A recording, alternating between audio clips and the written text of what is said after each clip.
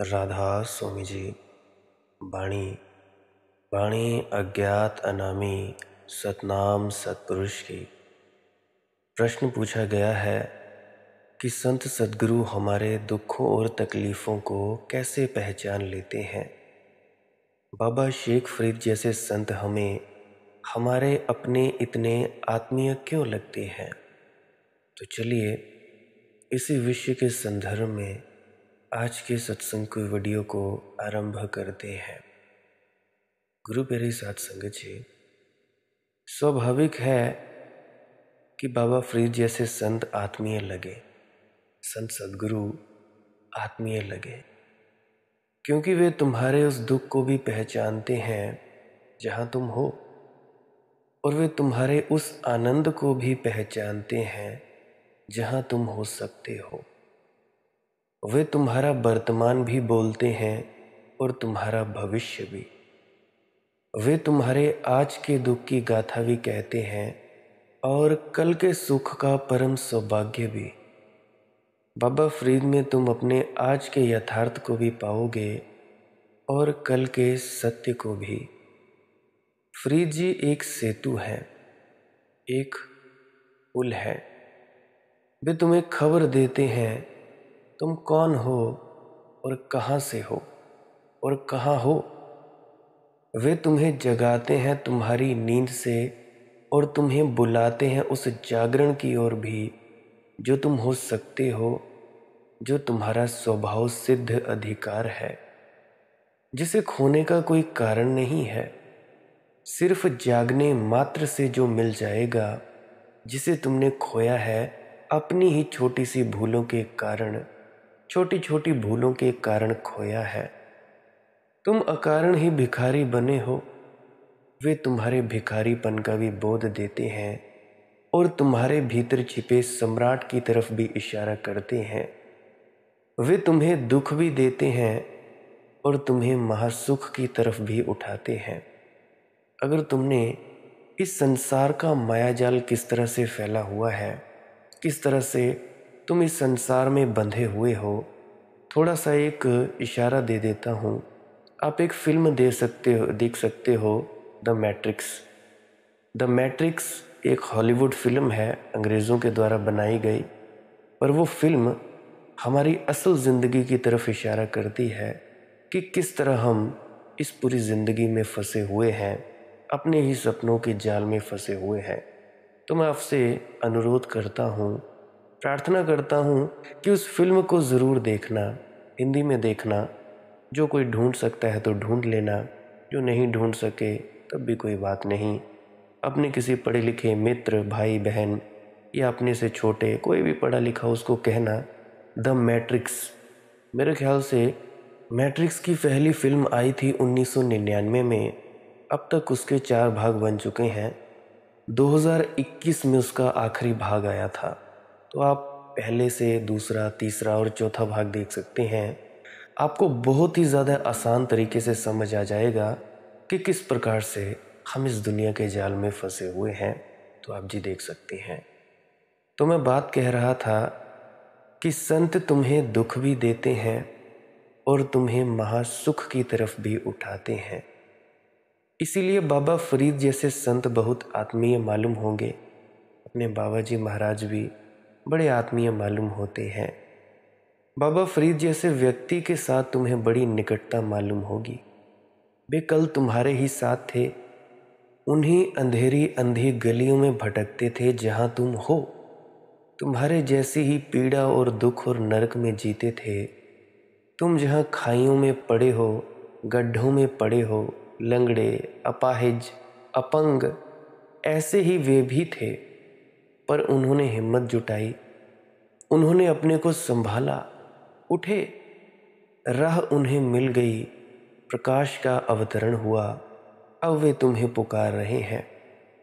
तुम पंडितों की भाषा में इस तरह की आत्मीयता ना पाओगे। पंडित की भाषा में तुम निंदा पाओगे। ये फर्क है संत और पंडित की भाषा का। पंडित की भाषा में तुम पाओगे कि वह तुमसे कह रहा है तुम पापी हो, निंदित हो, बुरे हो। संत की भाषा में तुम पाओगे वह कहेगा कि तुम बुरे नहीं हो, तुमने मान रखा है कि तुम बुरे हो, तुम भले ही हो, तुमसे भला और कुछ भी नहीं है, तुम परमात्मा हो स्वयं। पंडित कहेगा तुम नारकीय हो, पापी हो, तुमने बहुत बुरे कर्म किए हैं। संत कहेगा बुरे कर्म तुमसे हो ही कैसे सकते हैं, जरा जागो, हुए होंगे नींद में, सपने देखे होंगे, लेकिन पाप तुम्हें छू कैसे सकता है। तुम्हारे भीतर परमात्मा का कमल है, उसे पानी छूता नहीं, ऐसे तुम्हें पाप नहीं छूता है।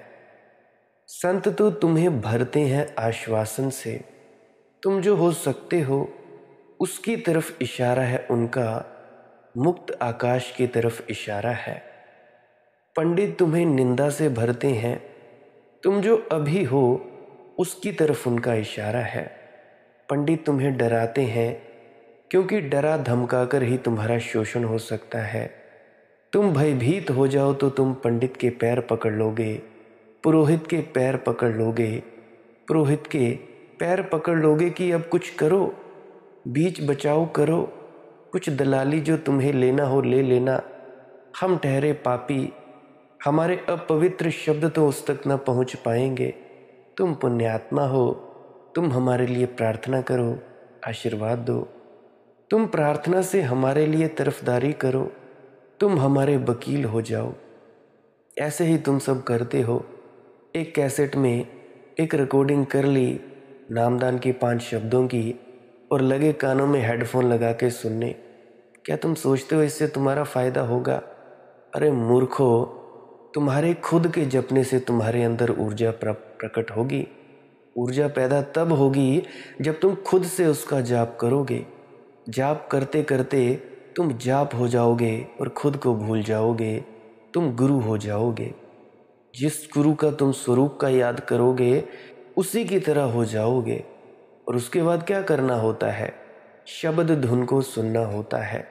तुम बाहर से धुनें सुनते रहते हो, ओम ओम की ध्वनि, और भी न जाने कई प्रकार की ध्वनियाँ मैं यूट्यूब पर देखता हूँ। कोई 528 हीलिंग फ्रिक्वेंसी, कोई 444, कोई 888, कोई तो कोई बहुत सी फ्रिक्वेंसीज डाली गई हैं यूट्यूब पे। अरे ये बाहरी म्यूज़िक है, बाहरी संगीत है, अंतस का संगीत नहीं है ये। अंतस का संगीत इससे कहीं ज़्यादा मधुर है। जितना ज़्यादा मधुर वाणी तुम्हें अपने संत की सुनने को लगती है, एक कमाई वाले पुरुष की सुनने को लगती है, उतनी ही ज़्यादा मधुर वाणी, उतनी क्या उससे कहीं ज़्यादा मधुर वाणी तुम्हारे अंतस में है। घंटी की आवाज़ कभी सुनो तो सही, उस शंख की आवाज़ कभी सुनो तो सही, उस वीणा की मृदंग की आवाज़, उस बादलों की गरजने की आवाज़ तुम कभी सुनो तो सही। अगर तुम सुनोगे फिर ही तुम पाओगे कि यह मोबाइल के माध्यम से जो सुना गया साउंड है, हेडफोन्स के माध्यम से जो सुना गया साउंड है, ये असली साउंड नहीं है, ये असली म्यूज़िक नहीं है, ये नकल की हुई सस्ती से सस्ती कॉपी है, नकल की हुई नकल है। इससे क्या तुम आनंदित हो पाओगे? अरे मोबाइल में नहीं लगाना है भैया, मोबाइल में बहुत से म्यूज़िक दिए गए हैं, बहुत सी वेव्स एंड वाइब्रेशंस दी गई हैं। ओम ओम का नाद सुनोगे, इससे कुछ होगा नहीं, तुम अंतस में चढ़ाई नहीं कर पाओगे। हो सकता है तुम्हारे शरीर पर कुछ प्रभाव पड़े, तुम्हारे मन पर कुछ प्रभाव पड़े, रिद्धि सिद्धि इत्यादि मिल जाए, तुम्हारा मन खड़ा हो जाए और तुम जो सोचो वो हो जाए, पर इससे ज़्यादा कुछ नहीं होगा। ओम की ध्वनि सुननी है अंतस में। जब तुम अपने भीतर उतरोगे, आंतरिक चढ़ाई करोगे, तब अंतर में सुनेगी ओम की ध्वनि। ओम का जाप मत करने लग जाना। और कुछ मूड हैं जो ओम का जाप करते रहते हैं, रिद्धि सिद्धि मिल जाती है और सोचने रहते हैं कि हमें जी परमात्मा मिलने लगा है। ऐसे नहीं मिलता परमात्मा, आपके भीतर ही सब कुछ है, बाहर कुछ भी नहीं है, कुछ भी नहीं मिलेगा। बाहर का गुरु उपदेश देता है, सिर्फ उपदेश देता है और तुम्हें शक्ति प्रदान करता है। भीतर तुम्हें खुद ही जाना पड़ेगा और भीतर तुम्हें मिलेगा असली गुरु। असली गुरु कौन है? गुरु नानक साहिब जी की वाणी है, शब्द गुरु सूरत धुन चेला, यानी शब्द, वो अनाहत नाद, वो बांगे आसमानी, वो कलामे इलाही, वही असली गुरु है। और सूरत इसी धुन की, चेला यानी शिष्य। पर याद रखना, ये जो शब्द है, ये जो अनाहत नाद की ध्वनि है, ये झींगुर की आवाज़, ये घंटे शंख की आवाज़ किसकी गुरु है? इस सूरत की गुरु है। बाहर जो ये शरीर है, शरीर को कौन समझाएगा? क्या ईंटों पत्थरों से तुम समझ सकते हो? कभी नहीं समझ सकते। भाषा तुम्हें आती है ईंटों पत्थरों की? पेड़ पौधों की भाषा आती है? ये जो जानवर हैं, इनकी भाषा आती है तुम्हें? कीड़े मकोड़ों की भाषा आती है? नहीं आती। क्या तुमने कभी देवी देवता देखे हैं? मुझे नहीं लगता कि किसी ने देखे होंगे।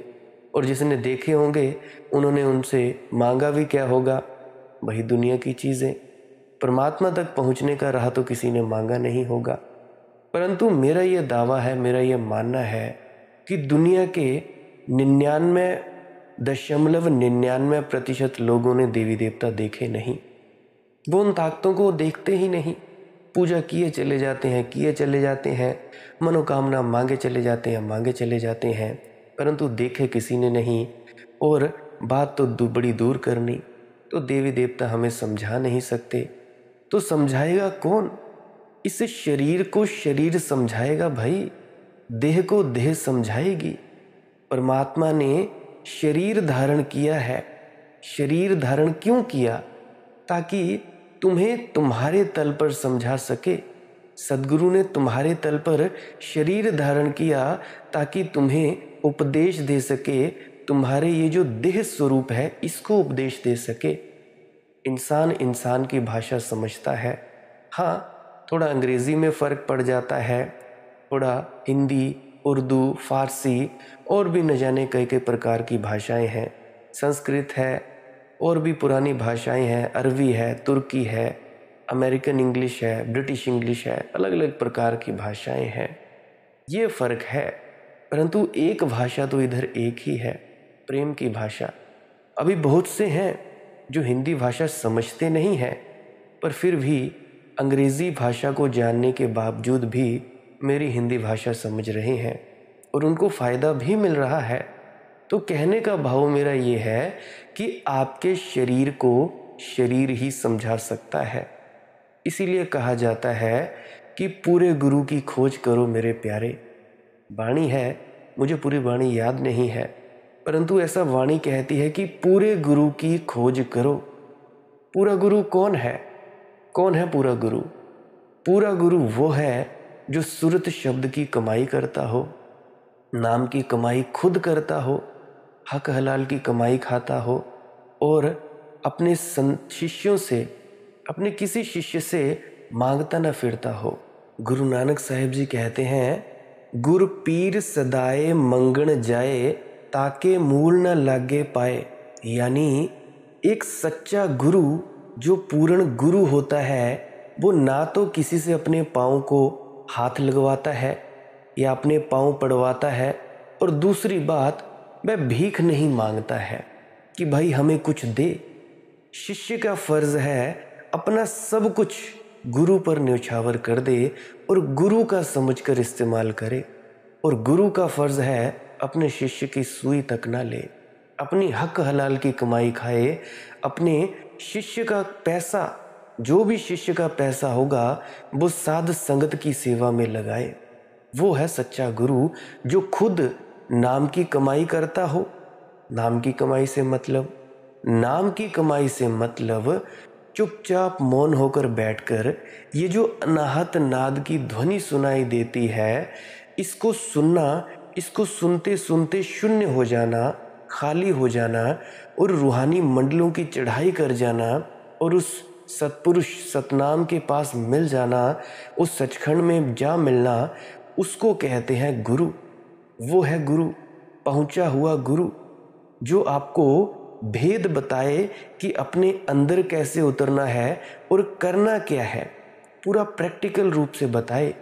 और वो हक हलाल की कमाई खाता हो और किसी से पाँव पुजवाता ना फिरता हो कि अपने पाँव पुजवाए कि लोग मेरे पांव पड़े और अपनी फालतू में सेवा ना करवाता हो, खुद हक हलाल की कमाई खाता हो और औरों को भी हक हलाल की कमाई का उपदेश देता हो, पवित्र जीवन जिए पूरी तरह से। जब कोई संत होता है उसका वो जीवन पूरी तरह से पवित्र हो जाता है, अंतस्ते भी बाहर से भी पवित्र हो जाता है। न मांस, न अंडा, न शराब, कर ही कैसे सकता है हिंसा, अहिंसक हो जाता है, क्योंकि कर्म का फल मिलता ही मिलता है। तो कहने से मेरा मतलब कि पूरा गुरु कौन है?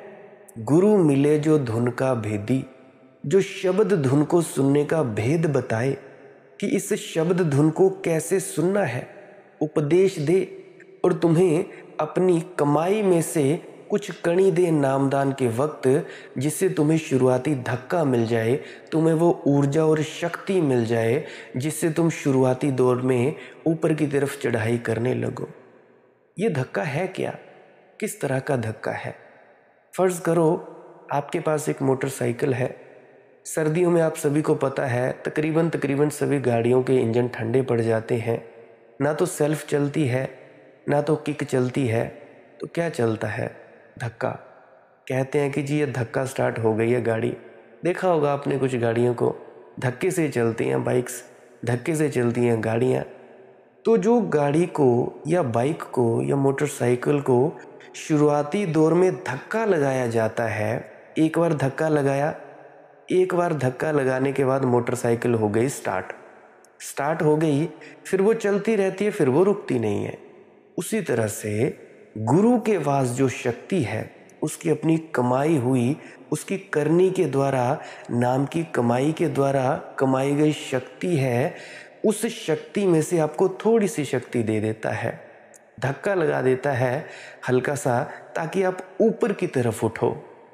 याद रखना, जब भी गुरु तुम्हारे पास होता है तो अपनी आत्मा का स्पर्श आपकी आत्मा से करवाता है। वो अपने किसी प्रतिनिधि को भी चुन सकता है कि मेरे वो फलाने प्रतिनिधि से आप नाम का भेद ले सकते हो, क्या करना है, प्रैक्टिकल कैसे करना है। तब वो उस प्रतिनिधि के ज़रिए अपनी आत्मा का स्पर्श आपको करवाता है। बहुत से हैं जिनके पास गुरु जाता नहीं है, जिनके पास वो जा नहीं सकता, कुछ ना कुछ बंदिशें हैं, परंतु कुछ उसके ऐसे व्यक्ति होते हैं जिसको उसने पास बैठकर नाम दिया होता है या पास में खड़े होकर नाम दिया होता है। नाम देने से मतलब कि अपनी कमाई में से कुछ कणी आपको दे देना, कुछ कणी आपको देना, ताकि आपकी मदद होती रहे, आप थोड़ा रूहानी मंजिलों में चढ़ाई के लिए तैयार हो जाए। देखो, नामदान के वक्त जो गुरु देना होता है उसने दे दिया होता है, उसके बाद आपको खुद कमाई करनी होती है। ये नहीं कि जी मेरा भजन सिमरन नहीं बन रहा तो शायद गुरु में कोई ताकत नहीं थी, तो मैं ऐसा करता हूँ या करती हूँ, मैं फिर से नामदान के लिए अप्लाई कर लेता हूँ या कर लेती हूँ।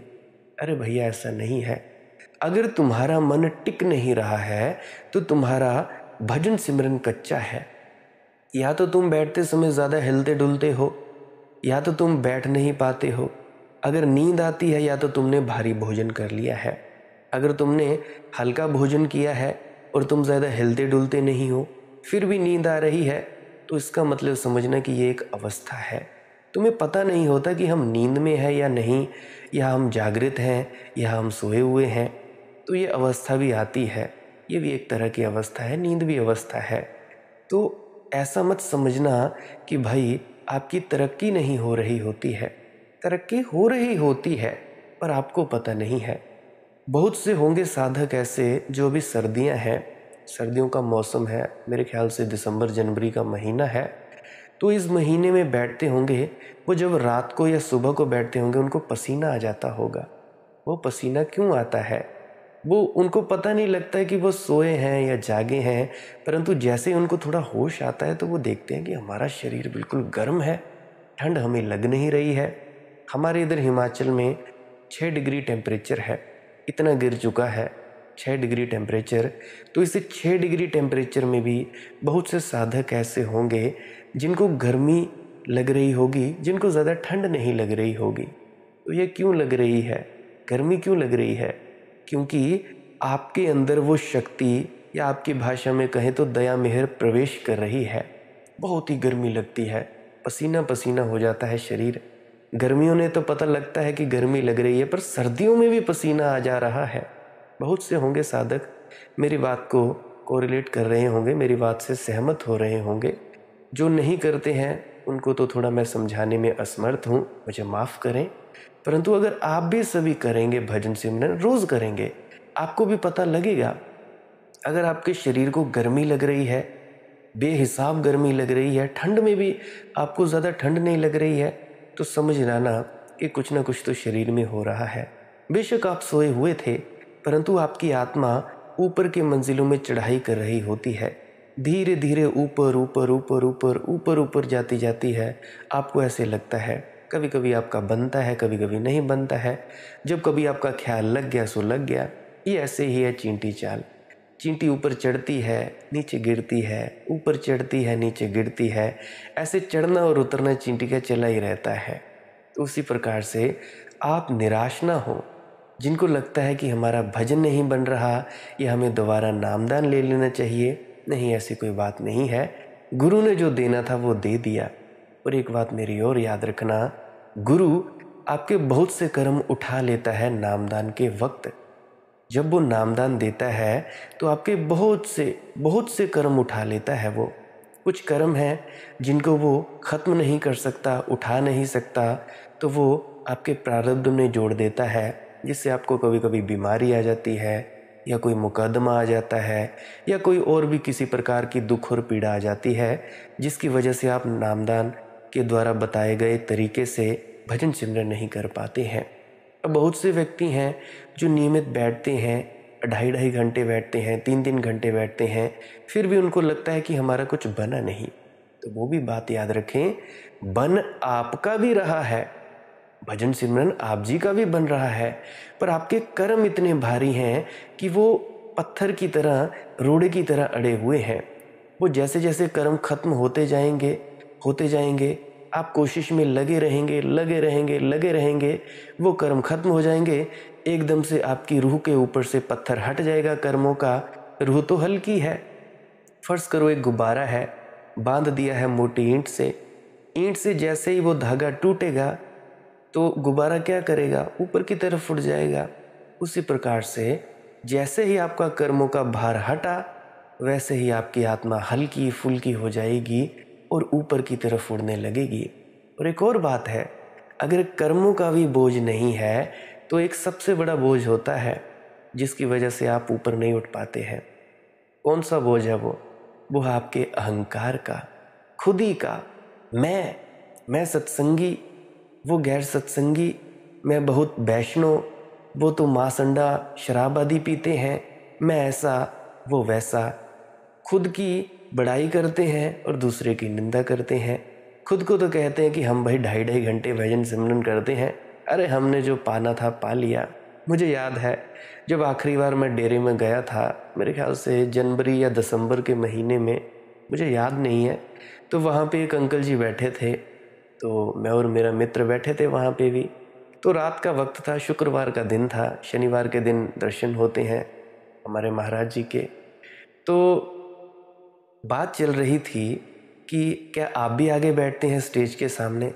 कहने लगा, जी हमने जो पाना था पा लिया, हम तो पहले बैठा करते थे, हमने तो बहुत ज्ञान पा लिया है, अब तो हम छोटे मोटे बच्चों को भेजते हैं, आप भी जाए ना। तो ये खुद ही नहीं तो और क्या है, ये अहंकार है। अरे ज्ञान की भी कोई सीमा होती है क्या? कोई सीमा होती है ज्ञान की भी? अरे अगर तुम सदगुरु से जाकर भी पूछोगे कि सदगुरु क्या आपको पूरी दुनिया का ज्ञान है, तो वो भी कहेगा कि भैया मुझे माफ़ करना, कि सत्संगियों मुझे माफ़ करना, मैं तो निपट अज्ञानी ठहरा। इस परमात्मा की दुनिया का कोई था नहीं है। जितना जानो उतना है कि हमने नहीं जाना। जो व्यक्ति कहता है कि हमने पूरा जान लिया, वो व्यक्ति निरा मूर्ख है। और जो कहता है कि हमने अभी कुछ जाना नहीं, बहुत सा कुछ जानकर भी कह देते हैं हमने कुछ जाना नहीं, हम निपट अज्ञानी, वही असली बुद्धिमान है, वही संत है।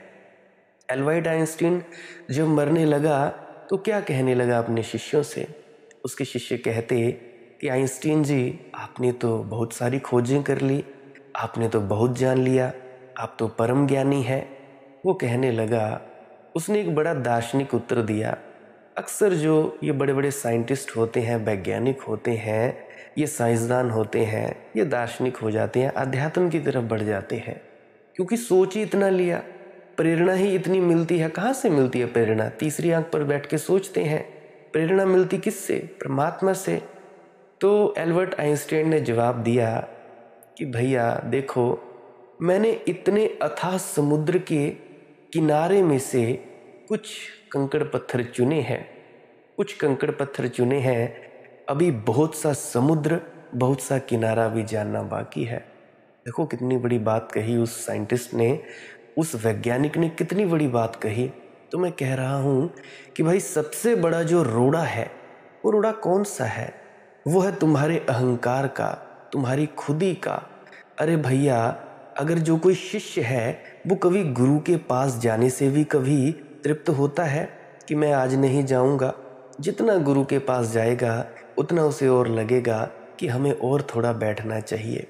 ये नहीं कि उसको पूजने के लिए, हाथ जोड़ने के लिए, माथे टेकने के लिए बस हमें बढ़िया लगता है गुरु के पास बैठना।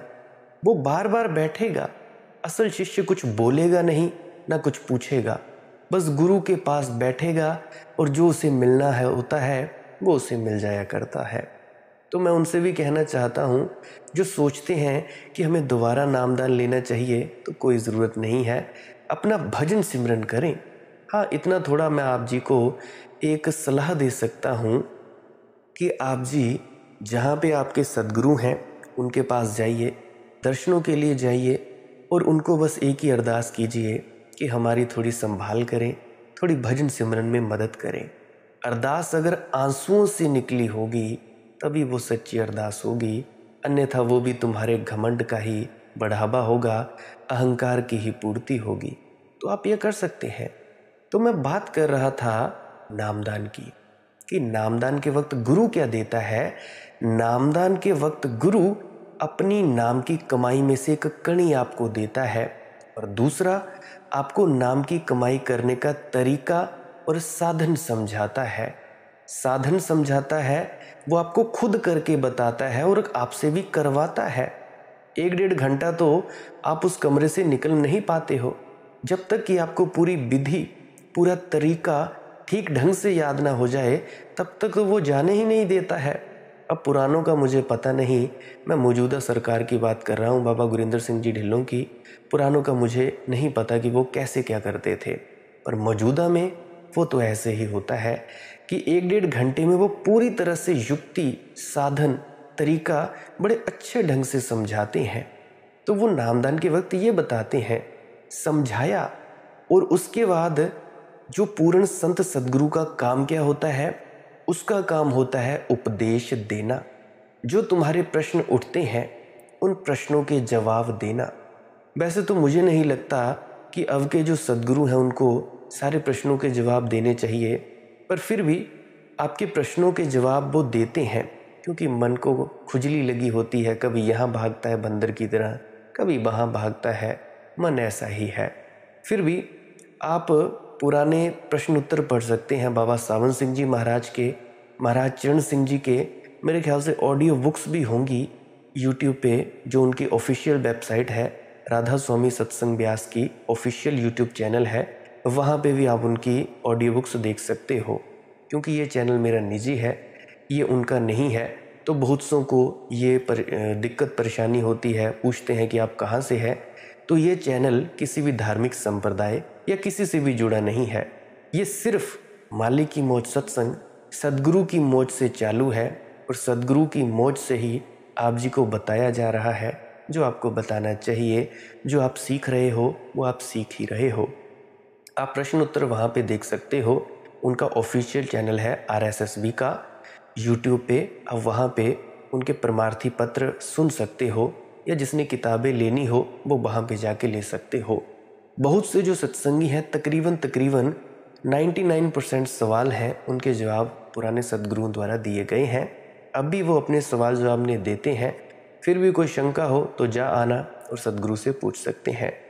तो मैं बात कह रहा था कि सद्गुरु का फिर काम है उपदेश देना, और आपको जो अड़चन आती है आपकी अड़चनों और त्रुटियों को सॉल्व करना या उन सवालों के जवाब देना।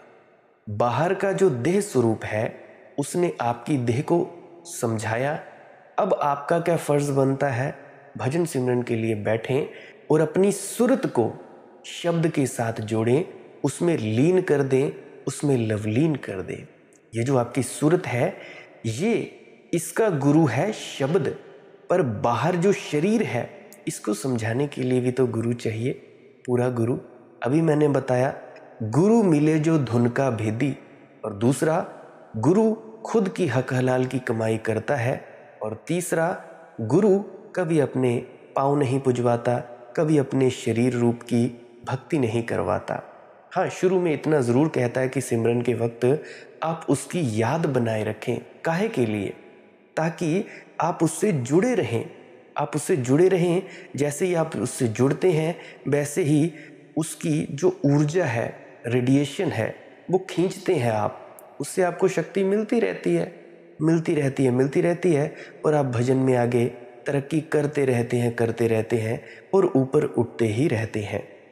तो मैं कह रहा था कि पंडित तुम्हें डरवाता है, कंपाता है, नरक का भय, पापों की लंबी कथा वह तुम्हें इतना कंपा देता है कि फिर तुम कभी जीवन में संभल ना पाओगे।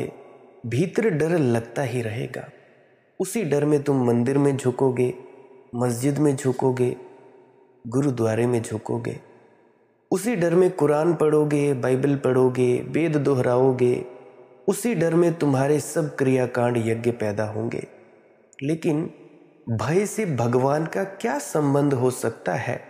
हाँ, पंडित तुम्हें चूसेगा, तुम्हारा शोषण करेगा, तुम्हारी मालकियत करेगा, पुरोहित तुम्हारे ऊपर छाती पर बैठ जाएगा। संत को तुम्हारा कोई शोषण नहीं करना है। संत को तुम्हें जगाना है ताकि तुम्हारा शोषण ही असंभव हो जाए। अभी तुम मेरी इन वीडियोस के माध्यम से क्या कर रहे हो? बहुत से हैं जो जाग गए हैं, बहुत से हैं जिनको जागना बाकी है, और बहुत से हैं जिन तक ये वीडियोस पहुंचाना बाकी है। तो मैं क्या कह रहा था? मैं कह रहा था कि संत तुम्हें किसी मंदिर का रास्ता नहीं बताता।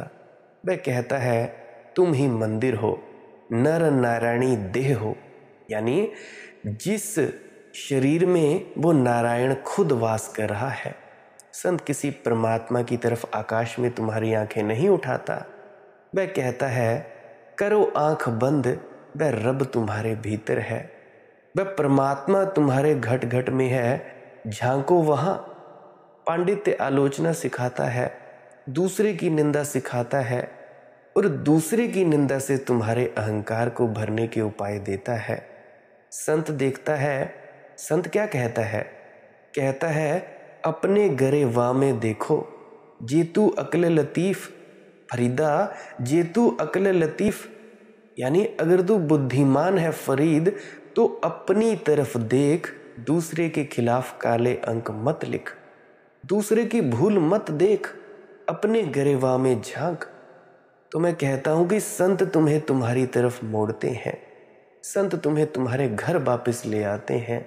इसलिए स्वभावतः संतों के वचनों में एक माधुर्य है। पंडित के वचनों में तर्क हो भला, शास्त्र हो, शास्त्रीय शब्द हो, लेकिन हृदय का अंतर्नाद नहीं है।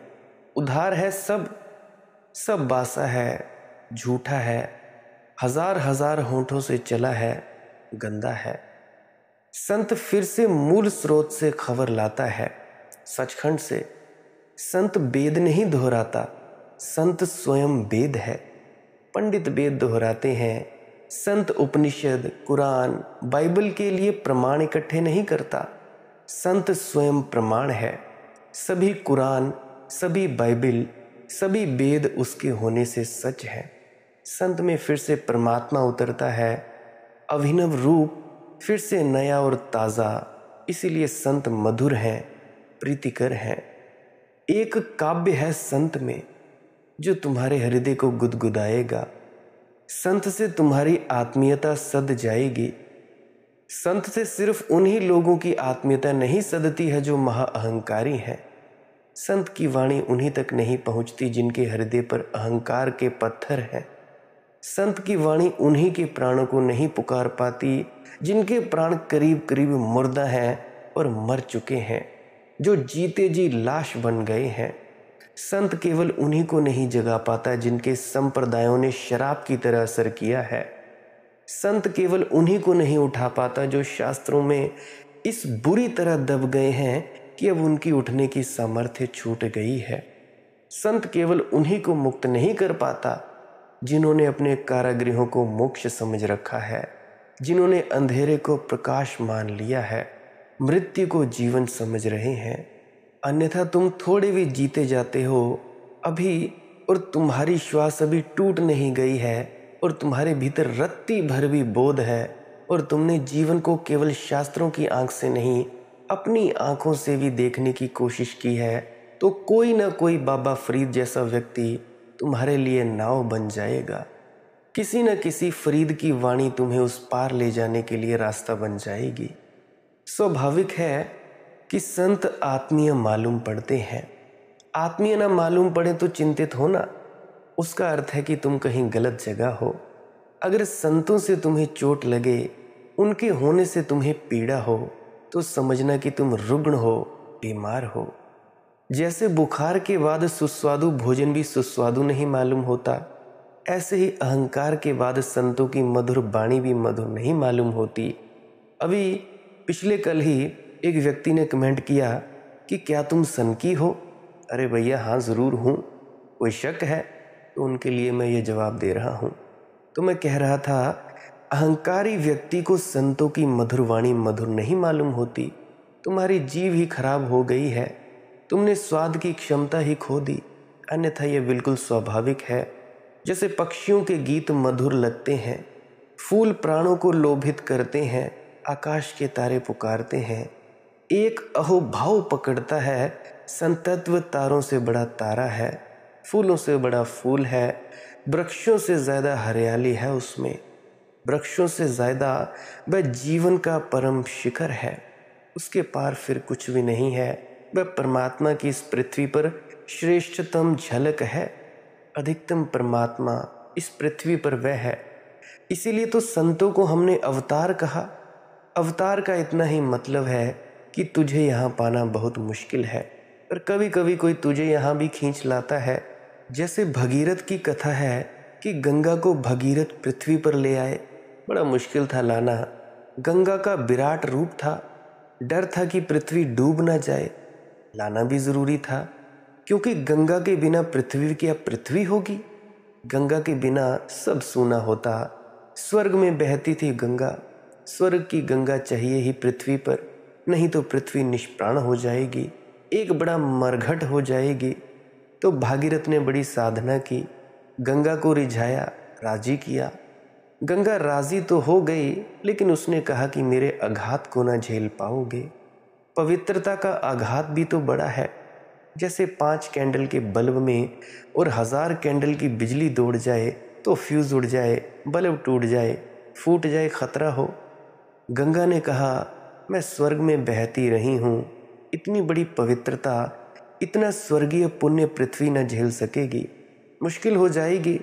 तुम जाओ, किसी को राज़ी करो जो मुझे झेलने को राज़ी हो। भागीरथ ने गंगा को तो आने को राज़ी कर लिया, लेकिन अब झेलेगा कौन? उन्होंने शिव की बड़ी प्रार्थना की, पूजा की कि तुम इसे रोक लो। कथा बड़ी मधुर है, याद रखना कहानी है, इसमें छिपे रहस्य को समझना, कहानी को कहानी की तरह ही समझना। तो शिवजी नाराज़ नहीं हुए, शिवजी राज़ी हो गए और कहते हैं, गंगा उतरी तो उनकी जटाओं में कई जन्मों तक भटकती रही। जटाओं में उतार लिया उसे, भटकती रही वहाँ, रास्ता ही मिलना मुश्किल हो गया उसे। मिटाने की तो बात दूर, पृथ्वी को डुबाने की तो बात दूर, उसे शिव की जटाओं से बाहर आने का रास्ता ना मिले। तब वह उसका जो तूफानी रूप था, अंधड़ जो उसके प्राणों में था, वह शांत हो गया। शिव ने उसे कोमल बना दिया, शिव ने उसे नम्र बना दिया, अकड़ चली गई।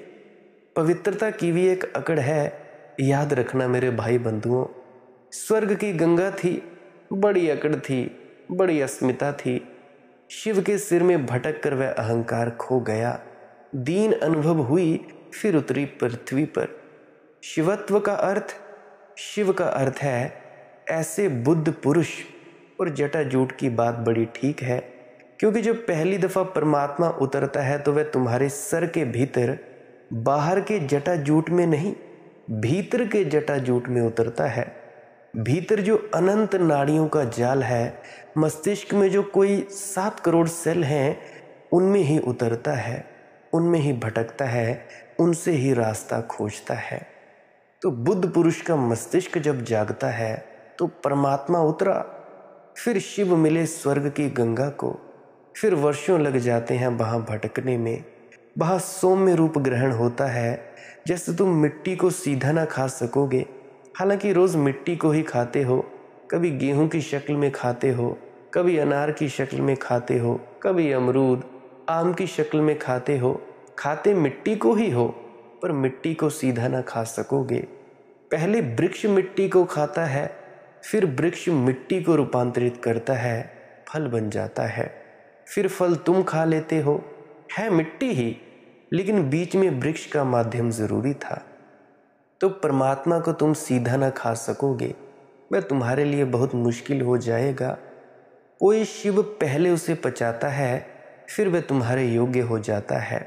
फिर तुम्हें छोटे छोटे, जितनी तुम्हें ज़रूरत है, जितना तुम झेल सकोगे, पचा सकोगे, उस मात्रा में मिल जाता है। कभी कभी तुम सोचते हो कि अभी तक कृपा हुई नहीं, बाबा जी महाराज की दया मेहर की क्या कोई कमी है? हम इतना भजन करते हैं, सिमरन करते हैं, अभी कृपा हुई नहीं। तो मूर्खो, एक बात समझ लेना, तुम्हें जितनी ज़रूरत है, जितना तुम झेल सकोगे, पचा सकोगे, तुम्हें उतना ही मिल जाता है।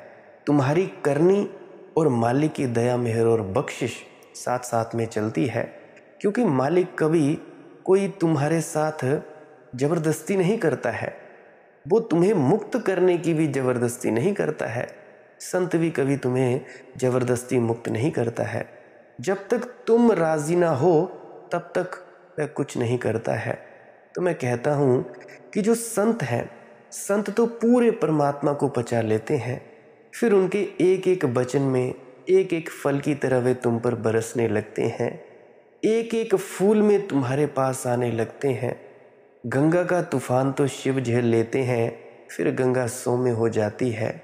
फिर तुम उस पर तीर्थ यात्रा कर पाते हो, फिर तुम घाट बना लेते हो, फिर मंदिर बना लेते हो, फिर तुम पूजा कर पाते हो।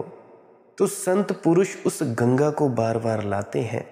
अतीत में भी वह गंगा हजारों बार उतरी है, लेकिन शास्त्रों में जो उसके संबंध में लिखा है, अब वह बहुत पुराना पड़ गया, उस पर बहुत धूल जम गई।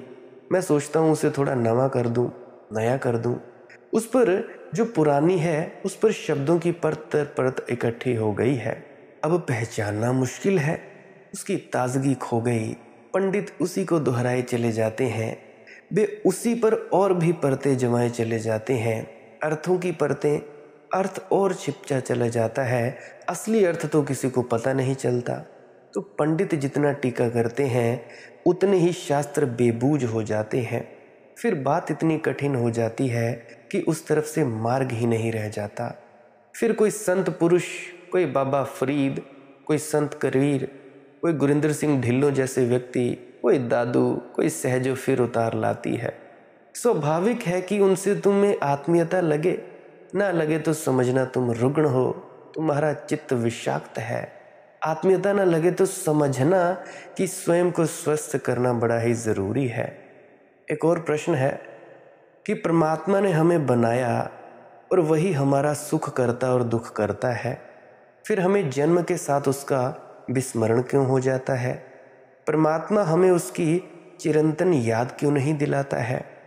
देखो, परमात्मा ने हमें बनाया, वही हमारा सुख करता और वही हमारा दुख करता। ऐसा तुमसे किसने कहा? ये तुमने कैसे जाना? तुमने सुन लिया होगा किसी से, किसी ने कह दिया होगा और तुमने बात पकड़ ली। दूसरों की बातों को मत पकड़ो जब तक तुम्हें ही पता ना हो, क्योंकि दूसरों की उधार बातों से जो तुम प्रश्न उठाओगे, वे तुम्हें कहीं भी ना ले जाएंगे। प्रश्न तुम्हारे प्राणों से आना चाहिए। मुझसे उन प्रश्नों के उत्तर मांगो जो तुम्हारे प्राणों में उठते हो। जो कुछ लाभ होगा, पहले तो प्रश्न ही झूठा है, क्योंकि तुम्हें पता ही नहीं कि परमात्मा ने बनाया। यही जिसको पता चल गया उसे क्या कोई प्रश्न शेष रह जाते हैं? कोई प्रश्न शेष नहीं रहता। तुम्हें पता नहीं कि परमात्मा दुख करता सुख करता है। यही तुम्हें पता होता तो फिर और क्या बाकी रह जाता जानने को? सुख और दुख में सभी आ गया, कुछ और बचा होगा वह परमात्मा में आ गया, सब समाप्त हो जाता है। नहीं, ये तुमने सुन लिया है, इसे तुमने सुना है, माना भी नहीं है। अभी तुम्हारे हृदय ने इसको स्वीकार भी नहीं किया है। तुम्हें संदेह बना है, लेकिन इस संदेह को भी सीधा पूछने की हिम्मत नहीं है तुम में। उसको भी तुम आस्तिक के ढंग से पूछते हो। नास्तिक के ढंग से पूछना बेहतर है मेरे मित्र, कम से कम ईमानदार होता है। तो तुम कहते हो ऊपर से हमें परमात्मा ने बनाया, वही सुख करता दुख करता, फिर हमें जन्म के साथ उसका विस्मरण क्यों हो जाता है? अगर विस्मरण ही हो गया है तो किस परमात्मा की बात कर रहे हो जिसने तुम्हें बनाया? ये बकवास छोड़ो, सीधा कहो हमें परमात्मा का कोई स्मरण नहीं है। ये परमात्मा कौन है, कहाँ है, हमें तो कोई भी याद नहीं है। हम कैसे माने कि उसने हमें बनाया? हम कैसे माने कि उसने ही सुख उसने ही दुख बनाए? सीधी बात पूछो तो रास्ता आसान हो जाता है। जब तुम उल्टी सीधी बातों में पड़ते हो तो रास्ता और भी कठिन हो जाता है। ठीक है, बात तुम्हें याद नहीं है, विस्मरण हो गया है। ये भी सवाल इसीलिए उठता है कि तुमने मान लिया कि कोई परमात्मा है जिसकी हमें याद नहीं है, जिसका हमें विस्मरण हो गया है। इस मान्यता की झंझट पड़ोगे तो प्रश्न के बाद प्रश्न उठते चले जाएंगे। तुम मन की स्लेट को कोरी करो, किसी की मत मानो। इतना ही कहो कि मैं हूं, इससे ज़्यादा मुझे कुछ भी पता नहीं, ये ईमानदारी होगी। तुम्हारे अतिरिक्त तुम्हें और क्या पता है? तुम्हारे अतिरिक्त तुम्हारी बाकी जितनी बातें हैं सब मान्यताएं हैं। मैं यहाँ बोल रहा हूँ ये भी पक्का नहीं हो सकता, क्योंकि हो सकता है तुम स्वप्न देख रहे हो कि मैं YouTube पर वीडियो सुन रहा हूँ या सुन रही हूँ। कैसे तय करोगे कि मैं जो यहाँ अपने घर में बैठकर बोल रहा हूँ और तुम YouTube पे सुन रहे हो वस्तुतः हूँ और तुम्हारा स्वप्न नहीं है? कैसे तय करोगे? क्या उपाय है? कभी कभी तुमने सपने में मुझे बोलते सुना है। जब सपने में बोलते सुना है तब बिल्कुल ऐसा लगा है कि बिल्कुल सत्य है। सुबह जाकर पाया कि ये बात झूठी थी। क्या तुम्हें पक्का है कि किसी दिन जाकर तुम ना पाओगे कि जो तुम सुन रहे थे वह तुमने सुना ही नहीं था? तुम्हारे ही मन का खेल था वह। क्या तुम ये कह पाओगे? दूसरे का भरोसा भी नहीं हो सकता। भरोसा तो सिर्फ एक चीज का हो सकता है, वह तुम्हारा अपना होना है। परमात्मा तो बहुत दूर, पति और पत्नी का भी पक्का भरोसा नहीं हो सकता कि वे हैं। तुम्हारे पड़ोस में जो बैठा है, जिसे तुम छू सकते हो, उसका भी पक्का भरोसा नहीं हो सकता कि वह है, क्योंकि स्वप्न में भी तुमने कई बार लोगों को छुआ है और पाया है कि वे हैं। ये भी स्वप्न हो सकता है। तो साधक को जो खोज पर निकला है परमात्मा की, सत्य की, कोई भी नाम या जीवन की, उसके लिए एक बात ख्याल रखनी चाहिए, सुनिश्चित आधारों से शुरू करो यात्रा। एक ही चीज़ सुनिश्चित है कि मैं हूँ और कुछ भी सुनिश्चित नहीं है। हाँ, इस पर संदेह असंभव है कि मैं हूँ, क्योंकि इस पर संदेह करने के लिए भी तो मुझे होना पड़ेगा, नहीं तो कौन संदेह करेगा? अगर मैं कहूँ कि पता नहीं मैं हूँ या नहीं, तो भी पक्का है कि मैं हूँ, अन्यथा कौन कहेगा कि पता नहीं मैं हूँ या नहीं? स्वप्न देखने के लिए भी तो एक देखने वाला चाहिए ना। झूठ दोहराने के लिए भी तो कोई चाहिए जो सचमुच हो, अन्यथा झूठ भी कौन दोहराएगा? तो एक चीज सुनिश्चित है कि मैं हूं। अब बेहतर यही होगा कि मैं इसी को जानने चलूं कि ये मैं कौन हूं, क्या हूं। तो जैसे ही तुम इसमें उतरने लगोगे सीढ़ी सीढ़ी, वैसे वैसे तुम पाओगे कि ये तो बड़ी अनूठी बात होने लगी कि उतरते तुम अपने में हो, पहुंचते परमात्मा में हो। जानते अपने को हो, पहचान परमात्मा से होने लगती है, क्योंकि तुम परमात्मा हो। और जिस दिन तुम अपने भीतर पूरे उतर जाओगे, अपनी पूरी गहराई को छू लोगे और ऊंचाई को छू लोगे, अपने पूरे विस्तार को स्पर्श कर लोगे, अपनी अनंतता के स्वाद से भर जाओगे, उसी दिन तुम पहली दफ़ा जानोगे कि परमात्मा है, और उस दिन तुम ये भी जानोगे कि वही सब कुछ है। और उस दिन तुम ये भी जानोगे कि उसे हमने भुला दिया हो लेकिन हम भुला ना पाए, भुलाने की कोशिश की हो लेकिन सफल ना हो पाए। कोई मनुष्य परमात्मा को भुलाने में सफल नहीं हो पाया है।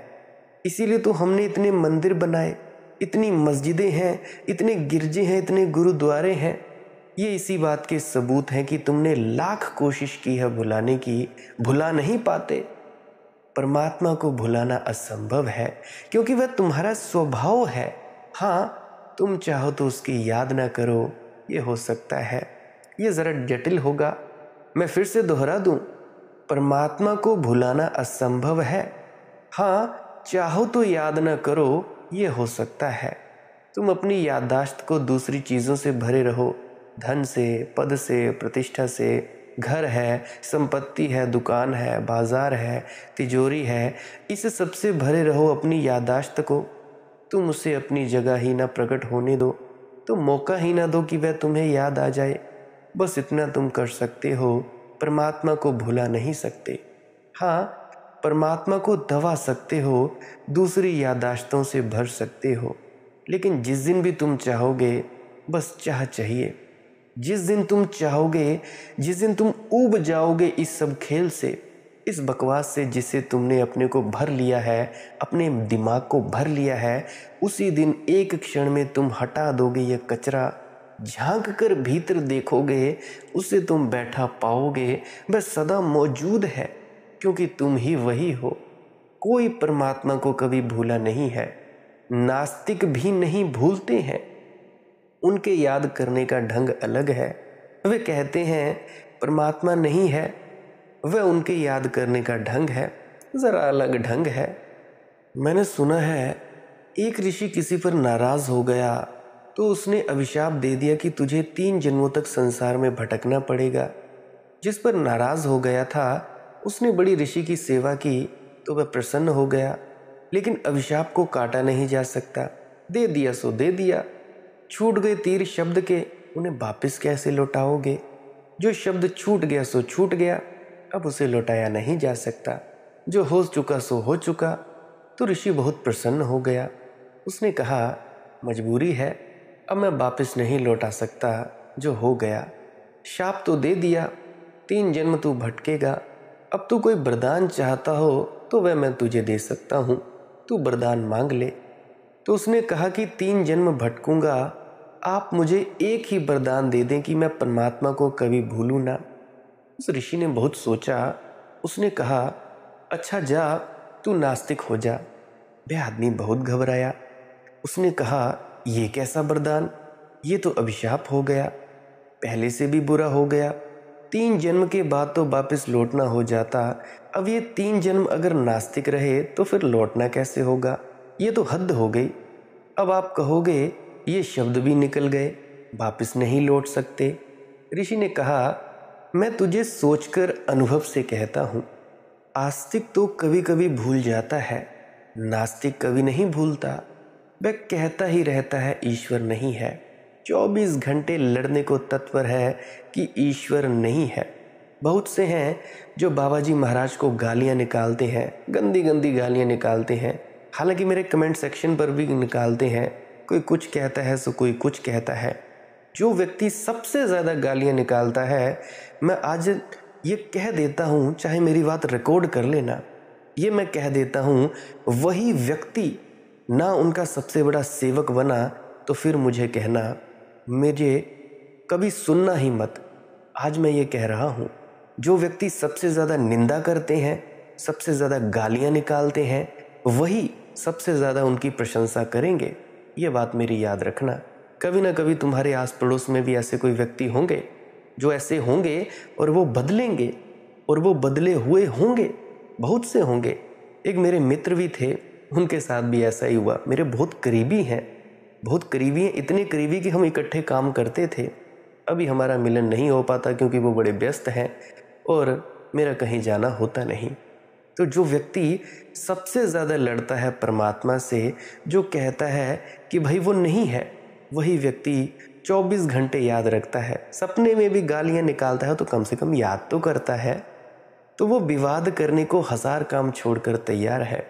आस्तिक भी कहता है कि भाई अभी तो फुर्सत नहीं है, दुकान में लगे हैं, परंतु नास्तिक लड़ने को तैयार है। उसकी भी चेष्टा ईश्वर की याददाश्त की है। वह भुलाने की कोशिश कर रहा है, भुला नहीं पाता। वह चाहता है ईश्वर ना हो, लेकिन चाहने से क्या होता है, वह सिद्ध करता है कि नहीं है, लेकिन उसी को सिद्ध करने में लग जाता है। नहीं, कोई उपाय नहीं है। न आस्तिक भूल सकता है, न नास्तिक।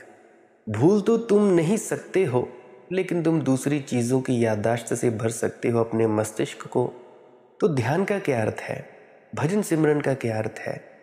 ध्यान का कुल इतना अर्थ है कि तुम बाकी याददाश्त को हटा दो, उसकी याददाश्त आविर्भूत हो जाएगी। जैसे ज्वालामुखी फूट पड़े, वह तुम्हारे भीतर दबी है। प्रेम का इतना ही अर्थ है कि तुम दूसरी याददाश्तों को हटा दो। अचानक तुम पाओगे कि उसके बिरह का गीत उठने लगा। अचानक तुम पाओगे तुमने उसे टटोलना शुरू कर दिया, खोजना शुरू कर दिया।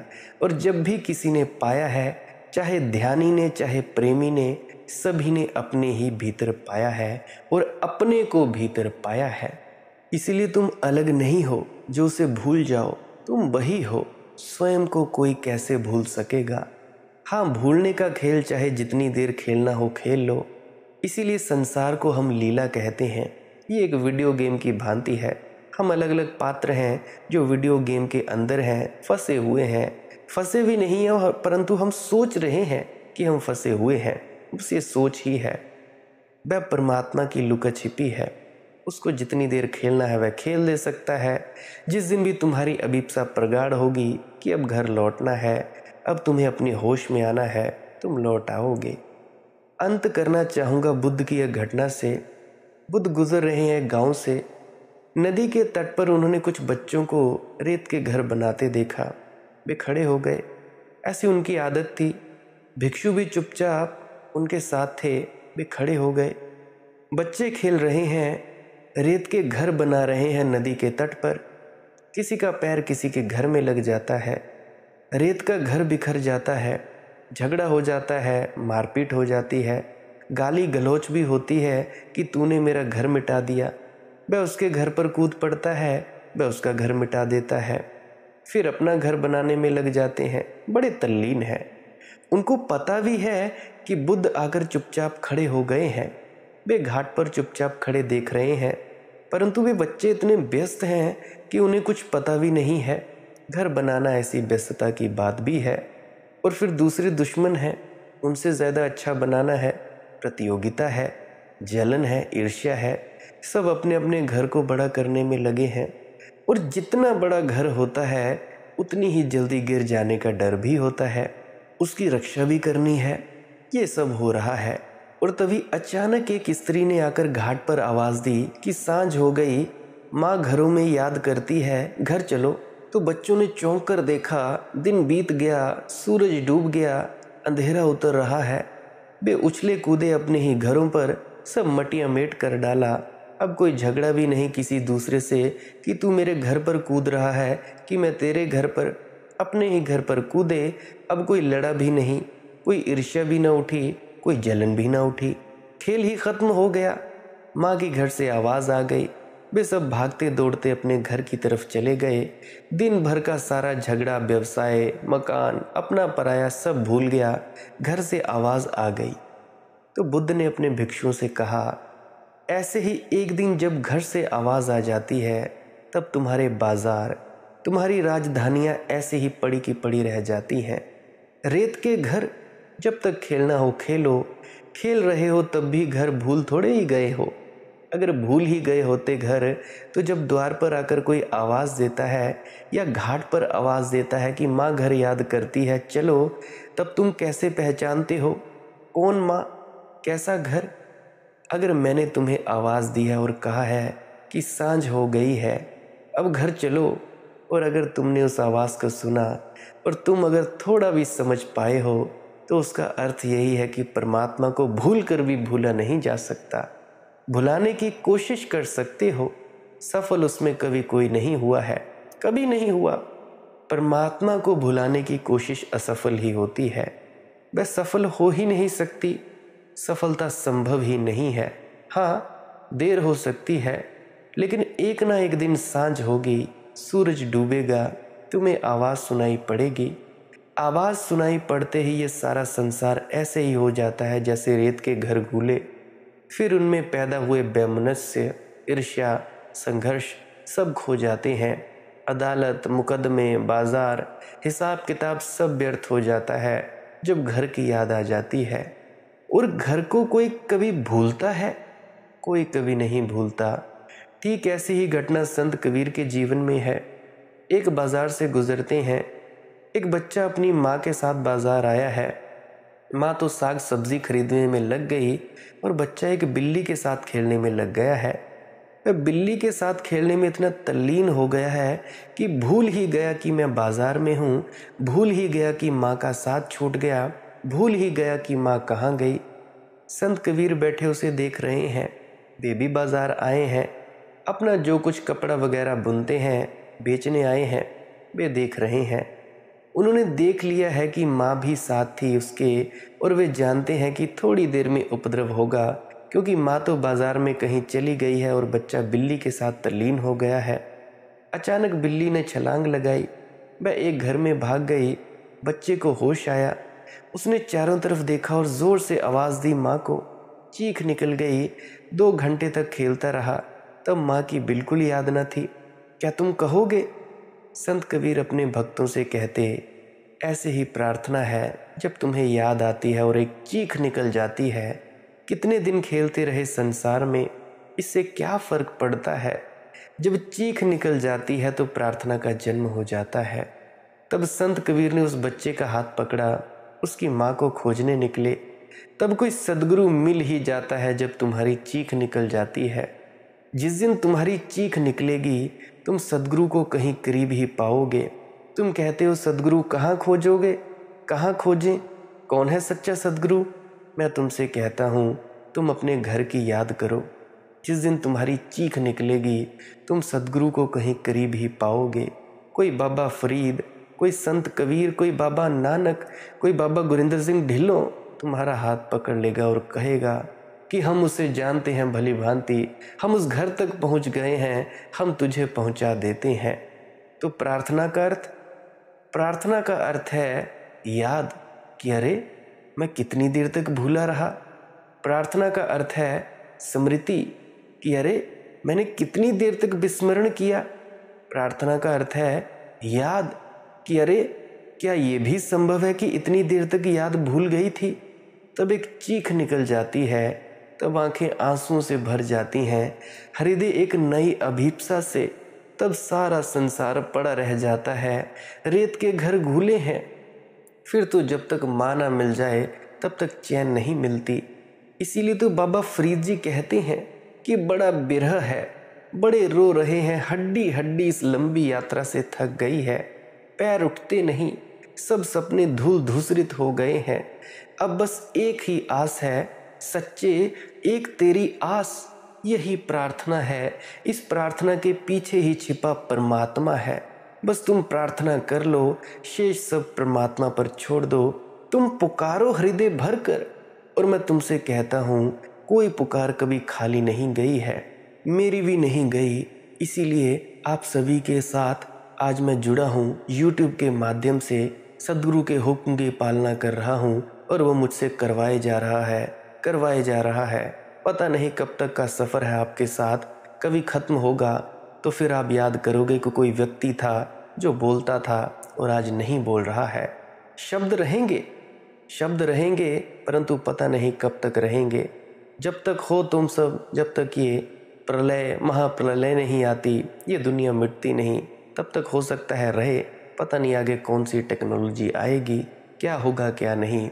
तो मैं तुमसे कहता हूँ, आज कोई व्यक्ति अगर तुम्हें आसानी से बता रहा है तो तुम उसकी मानकर चलो, समझो, विवेक जगाओ, भजन सिमरन करो। भजन सिमरन है क्या? भजन सिमरन है सिमरन और भजन। सिमरन का मतलब उसकी याद, किसकी? गुरु की। गुरु के द्वारा परमात्मा से जुड़ोगे। गुरु ने क्या बताया है? शब्दों का जाप। जैसे ही तुम जाप करना शुरू करते हो, याद किसकी आती है? गुरु की। शक्ति गुरु फेंकता है। तो पहला जो हिस्सा है एकाग्रता के लिए, ताकि तुम एकाग्र हो जाओ, बाहर के शरीर के अंगों से ख्याल को इकट्ठा कर लो, पूरी दुनिया से ख्याल को अपने पास ले आओ। सिमरन के शब्दों को जपोगे, चौकड़ी मारकर बैठोगे या जिस प्रकार के भी आसन में तुम बैठना चाहते हो बैठोगे। फिर क्या होगा? जैसे तुम आंख बंद करके दोनों आंखों के मध्य में देखोगे अंधेरे की तरफ, जब तुम्हारा मन बाहर की तरफ जाएगा, उसको रोकने के लिए सिमरन के शब्दों का सहारा लेना है। मन से सिमरन करवाना है। शुरू शुरू में कंठ से किया जाता है, कोई दिक्कत की बात नहीं है। करते जाएं करते जाएं करते जाएं। धीरे धीरे तुम्हारा ख्याल तीसरे तिल पर टिकने लगेगा।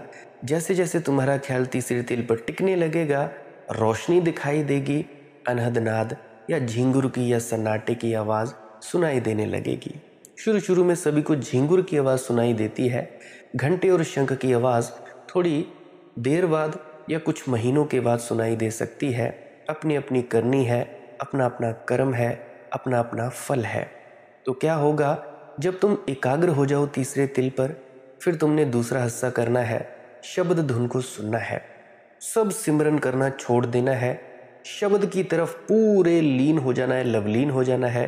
और शब्द को सुनते समय, अनहद नाद की इस धुनी को सुनते समय आप जी ने ना तो सदगुरु की याद करनी है और ना ही सिमरन के शब्दों का जाप करना है। बस पूरी तरह से लीन हो जाना है शब्द की तरफ। ये खींचेगा, एक ना एक दिन खींचेगा। मैं कहता हूँ कि 6 महीने लगातार 3-3 घंटे बैठो। अगर नहीं बैठ सकते लगातार 3 घंटे, तो सुबह के 2 घंटे, शाम के 2 घंटे। फिर देखना मौज 6 महीने के बाद क्या होती है। बहुतों को फ़ायदा हुआ है, हो रहा है और होता रहेगा। तो मैं तुमसे कहता हूँ कि 2-2 घंटे बैठो, सुबह बैठो, शाम बैठो, एक एक ही बैठो या 10-10 मिनट ही बैठो। बहुत सी वीडियोस में मैंने बताया है कि 10-10 मिनट कैसे बैठना है। 10 मिनट से शुरू करो, 5 मिनट से शुरू करो, बैठो। धीरे धीरे वक्त बढ़ेगा। सुबह बैठो 10 मिनट, शाम को बैठो, वक्त बढ़ेगा। सुबह 1 घंटा बैठो, शाम को बैठो। जिस दिन तुम पूरे 3 से 4 घंटे बैठना शुरू कर दोगे ना, फिर देखना मौज क्या होगी। परंतु इसका मतलब ये भी नहीं है कि आपने बैठना ही नहीं है। 1-1 घंटा भी दोगे, फिर भी आपको अनुभव होगा कि रूह सिमटने लगी है। 6 महीने के बाद तो देखना क्या नज़ारा होता है। तुम खुद कहोगे कमेंट सेक्शन में कि भाई बात आपकी बिल्कुल सत्य है, या नहीं कहोगे या मुझे वैसे भी पता लग जाएगा। जब भी तुम अरदास या प्रार्थना करते हो मुझे लग जाता है पता। तो मुझे पता लग जाता है कि भाई कि कुछ तो हुआ है। फिर आपको मज़ा आएगा, आनंद भी आएगा, सब कुछ होगा, स्वरूप भी दिखेगा, धुनी भी सुनाई देगी और चढ़ाई भी होगी।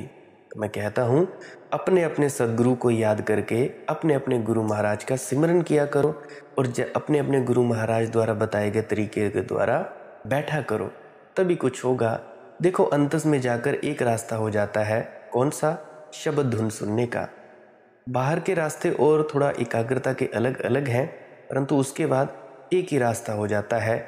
चाहे तुम मूर्ति के द्वारा करो, चाहे तुम कोई किसी के द्वारा करो, या इस गुरु के पास जाओ उस गुरु के पास, पर याद रखना गुरु मिले जो धुन का भेदी, जो शब्द धुन को सुनने का भेद बताए और अंतस की मंजिलों का भेद बताए। अंतस में क्या क्या अड़चने होती हैं, क्या क्या प्रकाश होते हैं, क्या क्या धुनी होती हैं, क्या क्या ध्वनियाँ होती हैं। उस गुरु को खोजो।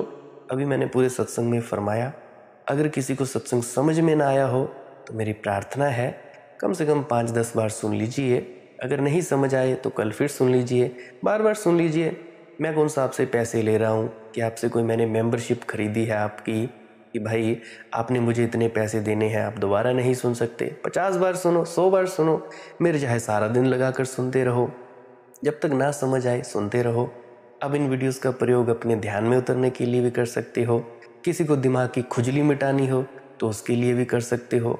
बहुत से हैं तार्किक, परंतु मुझे नहीं लगता कि बहुत से तार्किक होंगे या दिमाग की खुजली वाले होंगे।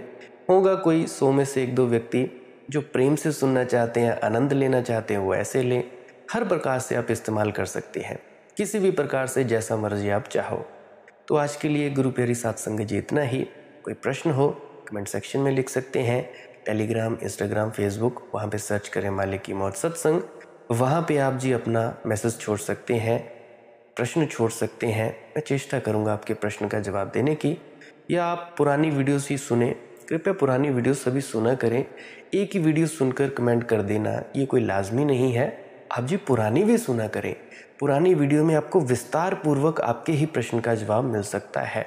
अगर आप जी को वीडियो पसंद आई है, लाइक कर सकते हैं या कमेंट में राधा स्वामी लिख सकते हैं। अन्यथा आपकी मौज है तो डिसलाइक अवश्य करें। सब्सक्राइब कर सकते हैं अगर आप जी को रोज़ाना सत्संग सुनने हो। नहीं तो कोई दिक्कत की बात नहीं, आप रोज़ाना सर्च कर लिए करें मालिक की मौत सत्संग। जो भी सुबह 6 बजे से लेकर 7 बजे तक सत्संग अपलोडेड होगा आप जी सुन सकते हैं। नहीं हो तो आप पुराने सत्संगों का ही आनंद ले सकते हैं। आप मुझे इतने अंत तक सुनते हो, इतना प्रेम प्यार देते हो। इतना प्रेम प्यार देने के लिए बहुत बहुत शुक्रिया। मैं आपका बहुत बहुत अनुग्रहित हूँ।